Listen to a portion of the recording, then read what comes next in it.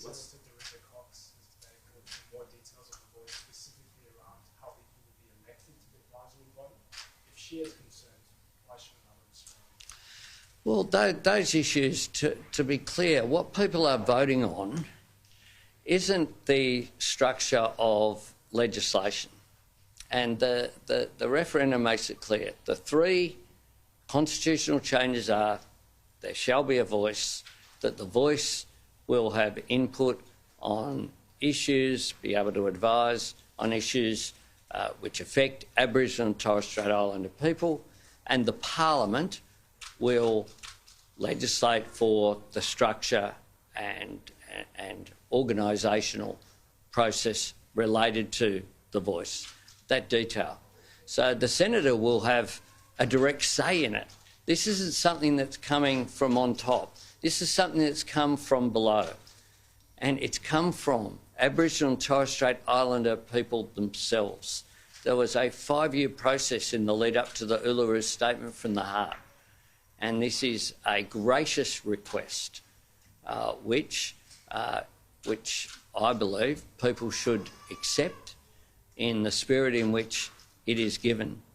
And the legislation will, of course, occur after, if the referendum is successful. But this year there will be the referendum working group meeting tomorrow. There is a debate in the Parliament, and the Senate committee report will come down on the referendum legislation because there hasn't been one this century, so it needed to be updated. There'll be a debate and vote on that legislation. Then there will be a legislation that will be tabled during this session of Parliament in March, before Parliament gets up. There will be a committee inquiry of which people both inside the Parliament and outside will be able to make submissions about specifically what the question is that will be put to the Australian people. That legislation will then be debated and I hope passed by the Parliament sometime during the winter budget sessions, which means towards the end of June. And then there has to be a 2-month and 33-day gap before a vote can be held of the Australian people, between 2 months and 33 days and 6 months. So there's a very clear process in which people are going to be able to talk all of these issues through.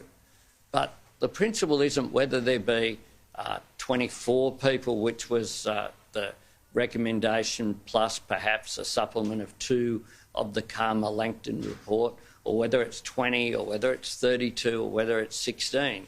The principle is whether there be a body.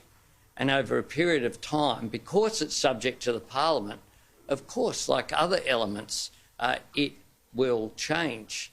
The Constitution is not the body that outlines every detail.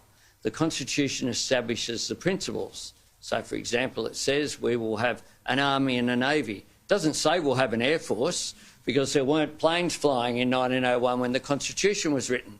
It doesn't say where the naval ships will be or how many there will be. It doesn't anticipate nuclear subs. It says that is what we will do. That's the nature of a constitution. And part of the education process that needs to occur this year, in an honest way, is for people to talk about what the constitution is. I think a whole lot of Australians wouldn't have ever had a discussion about a constitution before.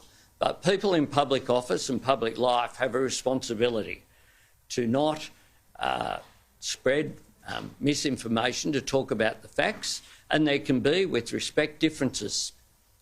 People will have different views and they're entitled to them, but it should be based upon the facts. And the fact is that the vote later this year will be about recognition and consultation.